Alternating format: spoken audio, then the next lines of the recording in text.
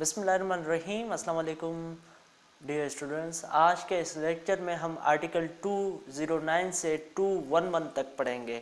Constitution के ये 3 articles जो कि सुप्रीम जुडिशल काउंसिल से रिलेटेड हैं वो हम आज के इस लेक्चर में पढ़ेंगे।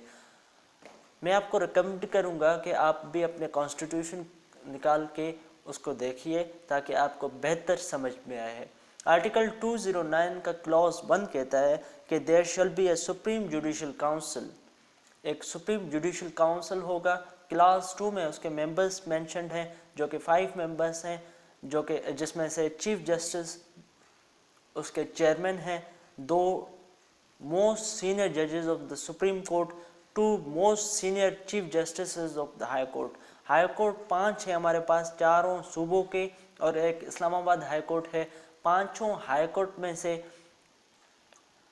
जो भी 2 मोस्ट चीफ जस्टिस होंगे, मोस्ट सीनियर चीफ जस्टिस, वो भी इसके मेंबर होंगे।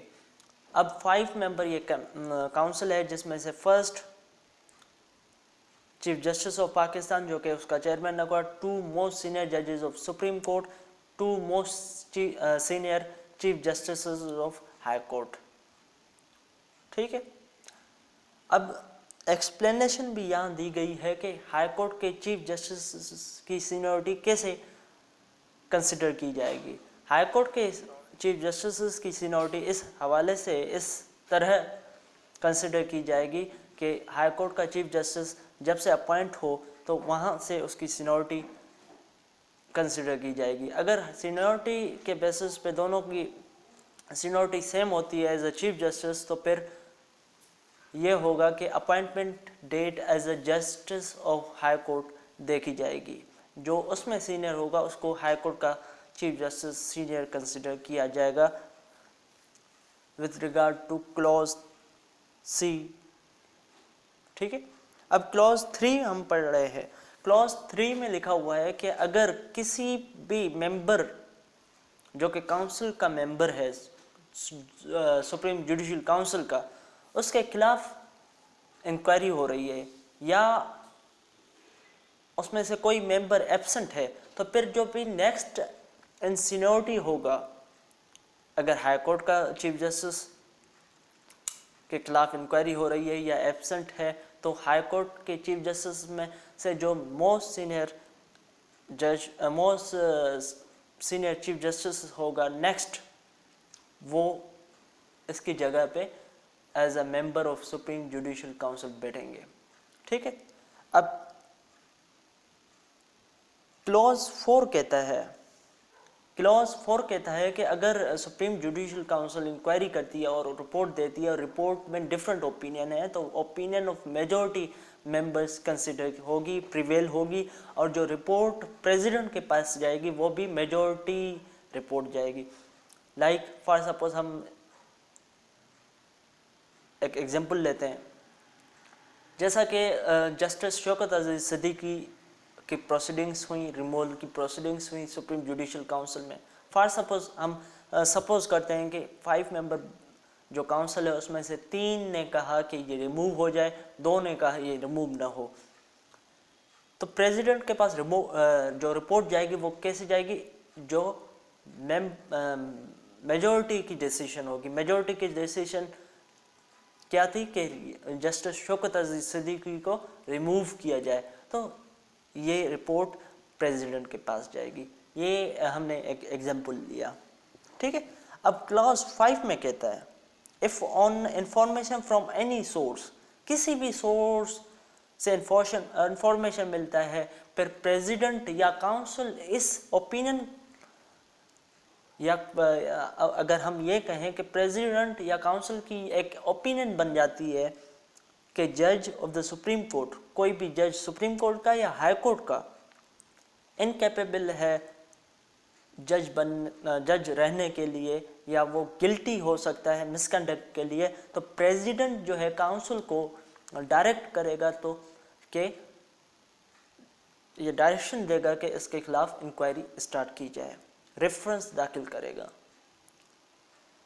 अब जो जैसा कि रेफरेंस जस्टिस काजी फाइज ईसा के खिलाफ भी अभी पेंडिंग है। क्लॉज 6 कहता है कि जब काउंसिल ने इंक्वायरी कर ली, इंक्वायरी के बाद अब काउंसिल रिपोर्ट भेजेगा प्रेसिडेंट को। प्रेसिडेंट को जो रिपोर्ट भेजेगा वो मेजॉरिटी जो डिसीजन होगा वही भेजेगा। फॉर सपोज अब मेजॉरिटी डिसीजन ये हुआ कि जज को रिमूव किया जाए, जज इनकेपेबल है for to perform the functions as जज, और इसको रिमूव किया जाए, तो अब ये रिपोर्ट प्रेसिडेंट के पास जाएगी और प्रेसिडेंट की ये डिस्क्रिशन है कि वो इस रिपोर्ट से एग्री करे और उसको रिमूव कर दे उस जज को, या फिर उसे रहने दे और इस रिपोर्ट से डिसएग्री करे। ये प्रेसिडेंट की अथॉरिटी है और उसकी डिस्क्रिशन है। अब जो काउंसिल है, एक चीज़ मैं बताने भूल गया कि काउंसिल जो है वो सो मोटो प्रोसीडिंग्स भी ले सकती है। जैसा कि 2018 में जो जस्टिस शौकत अजीज सिद्दीकी ने एक स्पीच की थी, जिसके बाद उस वक्त के चीफ जस्टिस जो कि चेयरमैन काउंसिल थे जस्टिस साकिब निसार, उसने सो मोटो लेके प्रोसीडिंग्स स्टार्ट कर ली थी। अब क्लॉज 7 कहता है कि अ जज ऑफ सुप्रीम कोर्ट और of high court shall not be removed from office except as provided by this article. ये इस आर्टिकल के सिवा जज को रिमूव नहीं किया जा सकता। इसका मतलब यह है कि सुप्रीम जुडिशल काउंसिल अगर ये इस ओपिनियन की है कि इस जज को रिमूव ना किया जाए तो फिर प्रेसिडेंट रिमूव नहीं कर सकता, गवर्नमेंट उस जज को रिमूव नहीं कर सकता। क्लॉज 8 में लिखा हुआ है कि जो काउंसिल है वो कोड ऑफ कंडक्ट इशू करेगा, उस कोड ऑफ कंडक्ट को फॉलो करना है सब जजेस ने जो कि सुपीरियर कोर्ट्स के हैं। अब आर्टिकल 210 में आ जाते हैं। आर्टिकल 210 को पढ़ने से पहले मैं आपको एक चीज़ बता दूं कि सुप्रीम जुडिशल काउंसिल सिर्फ जजेस के रिमूवल के लिए नहीं है। कॉन्स्टिट्यूशनली तो जजेस के रिमूवल के लिए, लेकिन सुप्रीम जुडिशल काउंसिल चेयरमैन नेब को भी रिमूव कर सकता है। चेयरमैन नेब भी थ्रू सुप्रीम जुडिशल काउंसिल ही रिमूव होंगे। ठीक है। अब article 210 power of council to enforce attendance of persons etc.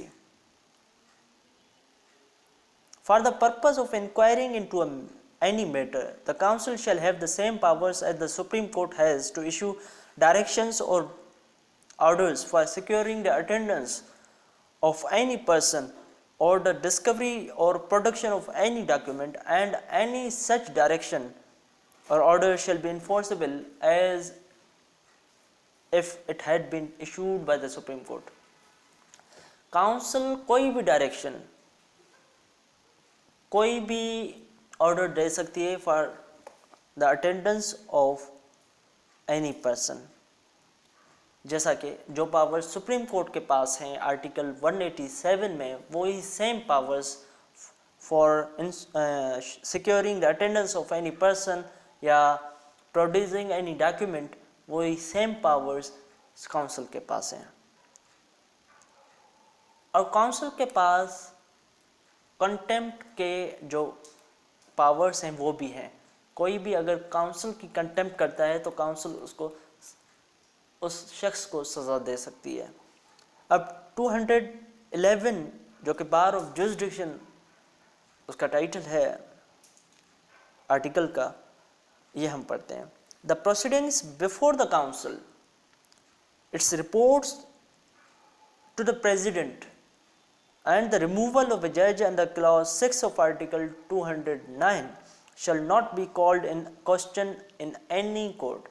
किसी भी कोर्ट में ये प्रोसीडिंग्स जो हैं काउंसिल में या काउंसिल की जो रिपोर्ट है जो प्रेसिडेंट के पास गई है, इसको चैलेंज नहीं किया जा सकता किसी भी कोर्ट में, हत्ता के सुप्रीम कोर्ट में भी। अब जैसा कि सुप्रीम कोर्ट के में एक केस चल रहा है फॉर द जो रिमूवल हुआ है जस्टिस शौकत अजीज सिद्दीकी का। अब देखना यह है कि इसमें जस्टिस जो सुप्रीम कोर्ट के हैं वो इस आर्टिकल की कैसे इंटरप्रिटेशन करते हैं। ये आज का जो हमारा लेक्चर है वो यहाँ पे कंप्लीट हुआ। उम्मीद करता हूँ कि आपको ये लेक्चर समझ में आ गया होगा। Thank you very much.